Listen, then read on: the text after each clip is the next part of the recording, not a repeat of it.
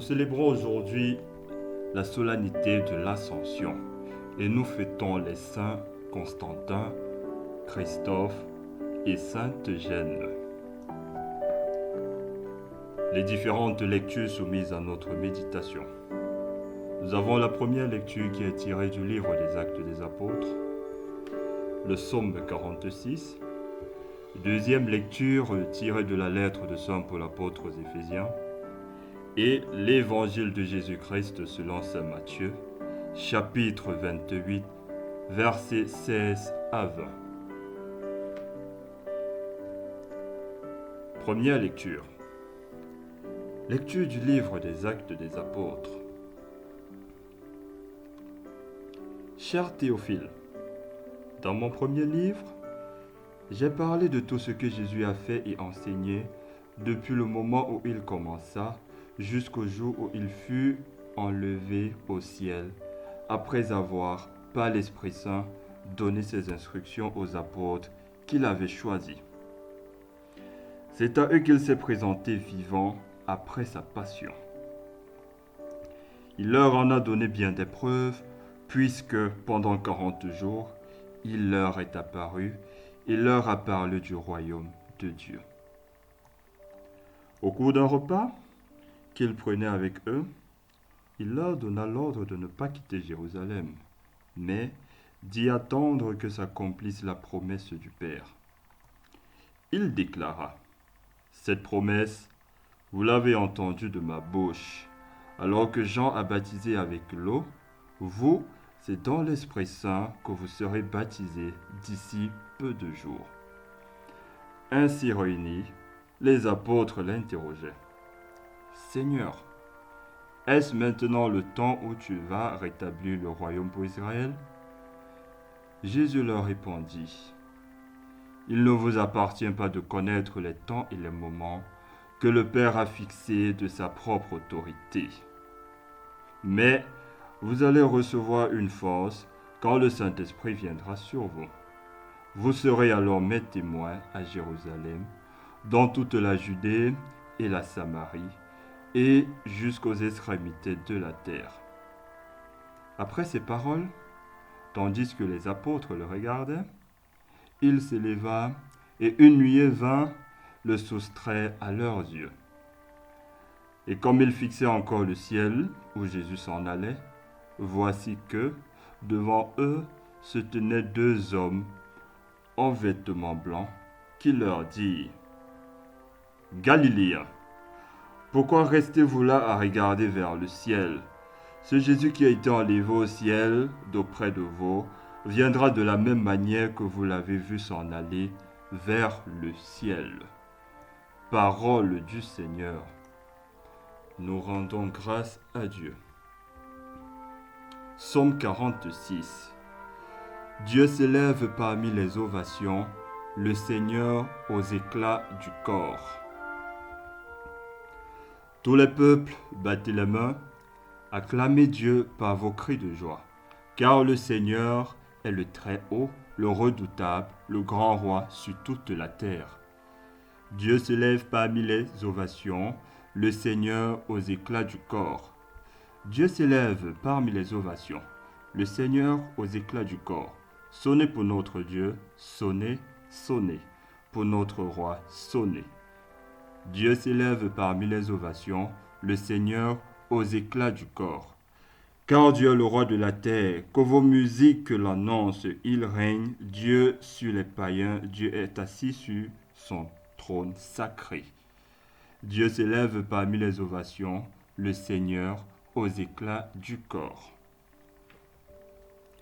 Deuxième lecture. Lecture de la lettre de Saint Paul apôtre aux Éphésiens. Frères, que le Dieu de notre Seigneur Jésus-Christ, le Père dans la gloire, vous donne un esprit de sagesse qui vous le révèle et vous le fasse vraiment connaître. Qu'il ouvre à sa lumière les yeux de votre cœur, pour que vous sachiez quelle espérance vous ouvre son appel, la gloire sans prix de l'héritage que vous partagez avec les fidèles, et quelle puissance incomparable il déploie pour nous les croyants. C'est l'énergie, la force, la vigueur qu'il a mis en œuvre dans le Christ quand il l'a ressuscité d'entre les morts et qu'il a fait asseoir à sa droite dans les cieux.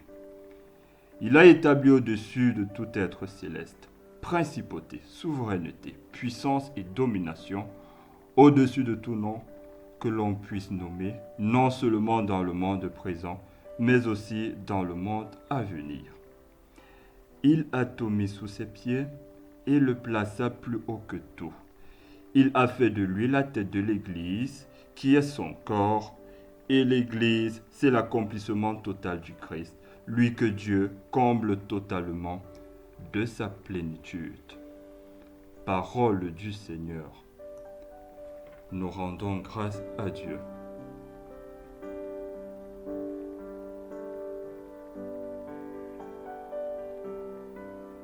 Tout pouvoir m'a été donné au ciel et sur la terre. Évangile de Jésus-Christ selon saint Matthieu.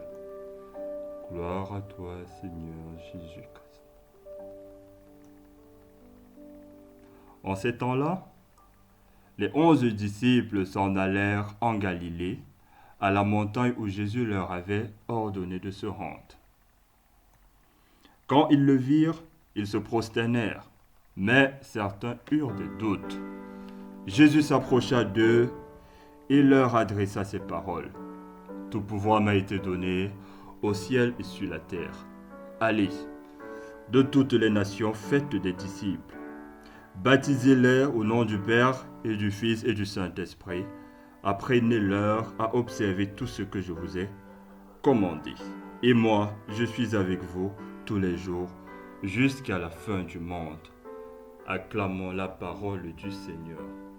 Louange à toi, Seigneur Jésus-Christ.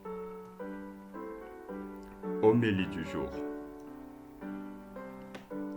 La première préface de la solennité que nous célébrons aujourd'hui nous dit ceci. Car le Seigneur Jésus, vainqueur du péché et de la mort, est aujourd'hui ce roi de gloire, devant qui s'émerveillent les anges. Il s'élève au plus haut des cieux pour être le juge du monde et le Seigneur des seigneurs. Seul médiateur entre Dieu et les hommes, il ne s'évade pas de notre condition humaine, mais en entrant le premier dans le royaume, il donne aux membres de son corps l'espérance de le rejoindre un jour. L'ascension de notre Seigneur Jésus est notre propre victoire sur le péché et sur la mort. En entrant avec notre corps dans la gloire de son Père, le Christ fait partager la gloire de son Père à tous les baptisés. Tout pouvoir m'a été donné au ciel et sur la terre, et moi, je suis avec vous tous les jours jusqu'à la fin du monde. Comme nous le rappelle saint Paul dans la deuxième lecture, Dieu a établi son Fils au-dessus de toutes les puissances et de tous les êtres. Dans la gloire de son Père, Jésus nous donne cette même force à ses disciples afin qu'ils puissent continuer à témoigner. L'ascension nous rappelle L'ascension nous rapproche-t-elle du ciel dans lequel nous vivons désormais en espérance? Retrouver le Christ qui est à la tête de l'Église et qui aujourd'hui est entré dans la gloire du Père, est-il encore une préoccupation pour nous? Sommes-nous véritablement conscients de toute puissance et de la présence de Dieu quand nous faisons face aux persécutions? Très souvent, Seigneur, nous pensons que tu nous as abandonnés. Nous n'avons plus de courage ni de force de continuer à témoigner. Que l'esprit de force vienne particulièrement à notre secours en ces moments. Loué soit Jésus-Christ à jamais. Avec Marie, pour la gloire de Jésus.